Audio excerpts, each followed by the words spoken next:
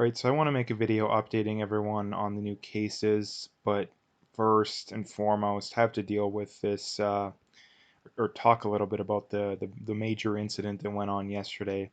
Now, we should be treating this as a tragedy and we shouldn't be politicizing it. And I was planning on for a while, as of last night, making a video to talk about what a tragedy it was. And I mean, it was a terrible, terrible tragedy, and point out that we shouldn't politicize this. Like we shouldn't politicize this. And this morning, going through social media, sure enough, we have Justin Trudeau, and others, politicizing this. Now, the first thing I want to point out too is Justin Trudeau did do something good that I very much agree with, in that he stressed the importance of not putting the shooter's face anywhere, not putting his name or anything. We should completely ignore that. We should completely ignore that and focus on the victims, because like I say, we don't want to give these kind of people any more publicity than they already have. We should be minimizing that as much as we possibly can. Now, getting to the whole political aspect of it, again, like I said, I wanted to make a video. I really wanted to not have to get into the political side of it. I was going to wait until other people decided to do that before I was going to do that. And then you have this stuff here. So, um, in English, Trudeau said he was on the verge of introducing legislation to ban assault-style weapons, but this was interrupted by the pandemic. Trudeau said these measures are potentially more will come in the future. And then for more updates here, Trudeau was asked whether the shooter was on the government's radar. He says there'll be more information in the future, yet that didn't stop him from committing to restricting gun rights a few minutes earlier. Trudeau said he'll look at opportunities for added gun control in the coming weeks. And again, like I say, why do we have to keep talking about this kind of stuff? First off, we don't even know what guns he used. I mean, first of all, he very well could have used a single shot rifle to do, like, because this went on for over a period of hours. There was, I heard, upwards of like 15 different crime scenes. So the idea that I mean, first of all, we don't even know that he used a quote unquote assault rifle. Now the problem with that is that what the left refers to as an assault rifle is almost always not an assault rifle by definition. So what they're talking about is semi-automatic rifles that look scary, basically. That's their definition of it. So you have to know that the actual definition of it and their definition of it are completely different things. Assault weapons, first of all, assault weapon isn't the word. An assault rifle is a rifle that has the ability to, I mean, it's a select fire rifle, which means you can fire full auto or semi-auto. Those are already prohibited in Canada. They have been for what, 25 years at least. So yeah, that's something to point out too. The other thing to point out too is that something that I really can't stand, and like I say, I didn't want to have to get into this kind of stuff, but I'm getting into it because I'm really tired of people who, they preach this kind of stuff and then they turn around and they do the exact stuff they preach against. So there, for anyone complaining about this, again, I'm not the one who started it. I didn't want to talk about it, but again, if they're gonna go after people who don't deserve to be gone after, then I'm gonna have to stand up. But anyway, the big problem is that whenever you talk to Canadians about gun control, is that they'll always stress, oh, Canada's murder rate is lower than the states, for example, because of our gun control. But then they'll turn around in situations like this and be like, hey, we need to ban guns because our gun laws are clearly not strict enough. So, which one is it? Is our murder rate low because of because of our gun laws, or do our gun laws have serious issues with them? Because you can't have it both ways. Again, you can't have it both ways. Now, the real reason that our murder rate is lower is because it's always been lower. The real reason the state's murder rate is higher because it's been higher for a long time. So again, just wanted to point that out. Um, but anyway, I'm probably going to be making videos about this in the coming future because, you know, people are very reactionary. People love their knee-jerk reactions, namely Justin Trudeau. And again, this isn't again, we don't even know what gun he used. We don't know if they're legal, illegal, and yet you have these people already calling for gun control. And not to mention too, the other thing that really bothers me is that probably 99% of these people calling for gun control don't even know what the existing gun laws are. They don't know they don't even know the difference between a restricted and a non-restricted firearm, most likely, let alone what it takes to get a license, what it takes to transfer and shoot the gun when you already have them. Like, they have absolutely no clue, but yet they're voicing their opinion on something that could affect the lives of millions of people. Because in Canada, we have what, 2.5 million firearms owners. So that's something that really needs to be talked about. But yeah, so that is that. Again, we should have been able to leave it as this is a very tragic event. Let's mourn as a country, and let's not politicize it. But yet we have these people that, again, the one thing that really bothered me too is that they constantly accuse the pro-gun people. I see in a decent amount of tweets, not as many as I thought there was going to be, but enough that it bothered me. Of, oh, countdown to the gun rights people, trying to shove their political agenda down our throats.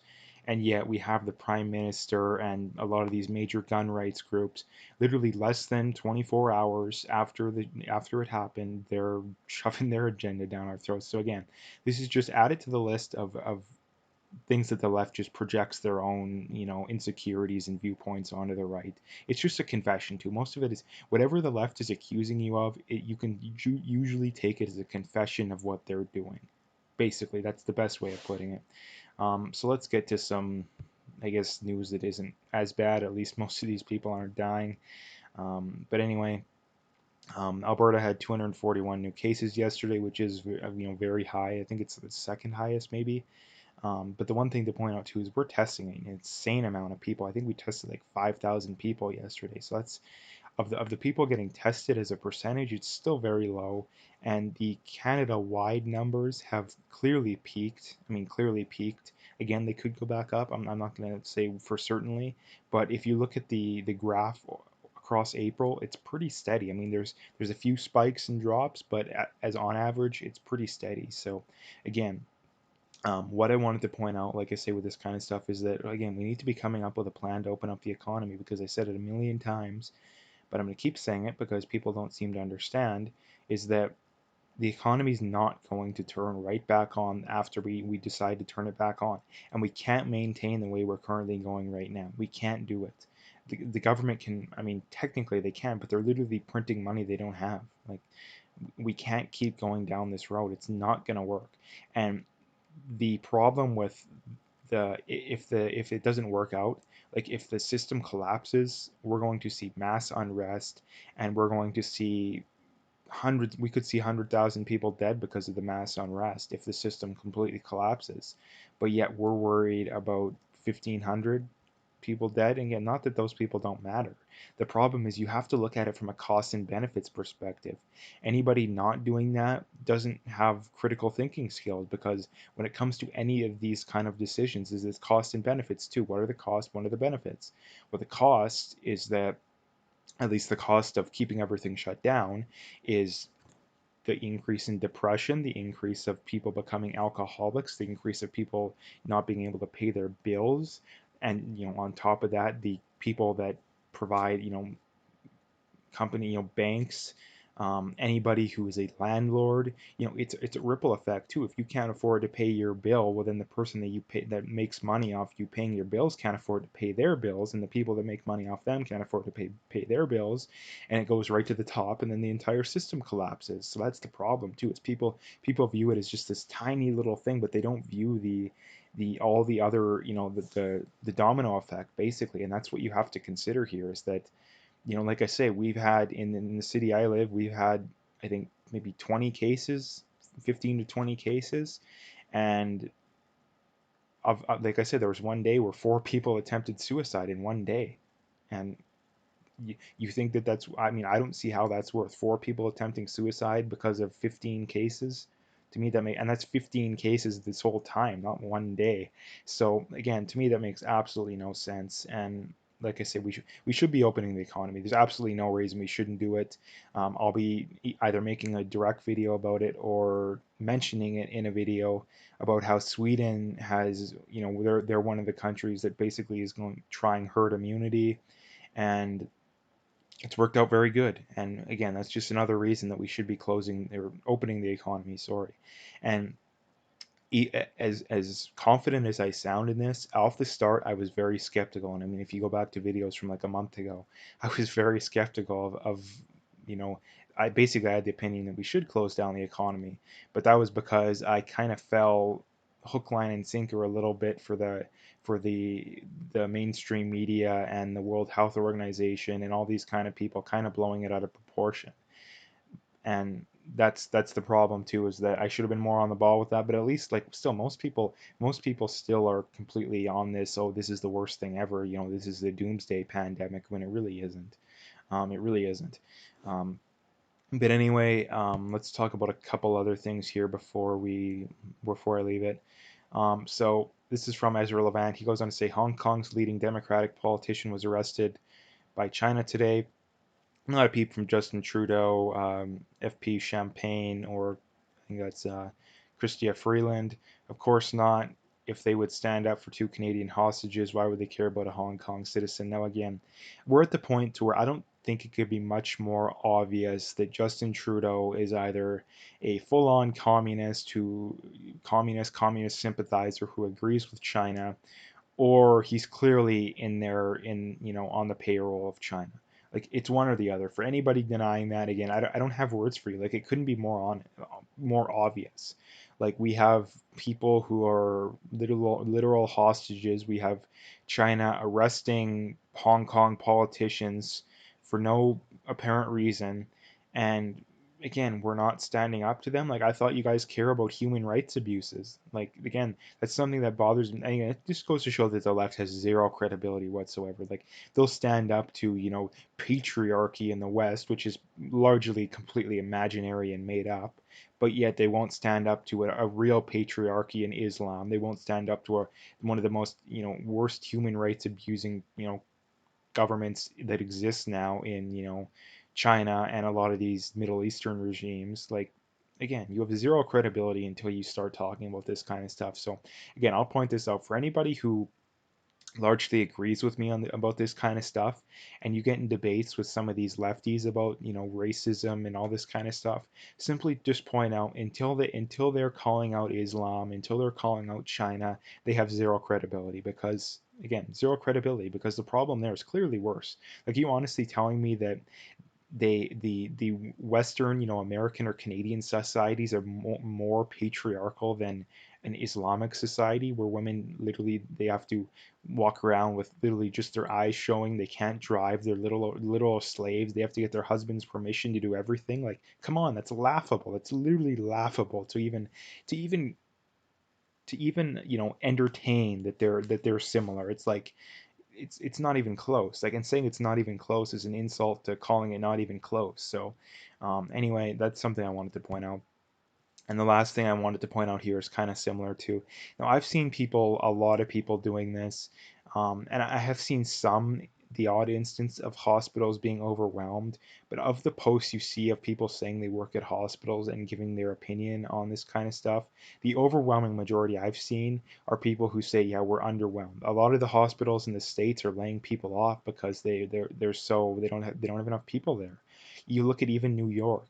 If you look going back, that the New York governor said that they're going to need, I think, an insane amount of a high amount of ventilators, and Trump gave them way less than they said they needed or were going to need, and they were all mad at him.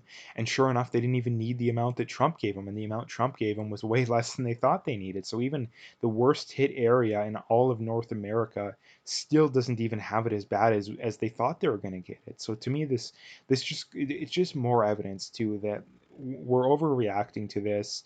And not that I think that, oh, it's just the flu. I think it's definitely clearly worse than the flu, but it's not a let's destroy our economy and bring on a 5 year, upwards of a 5 year, Great Depression, maybe even 10 year, um, but to save the lives of what, like 1,000 people in Canada. Like, let's negatively affect the lives of tens of millions of people to save the lives of 1,000.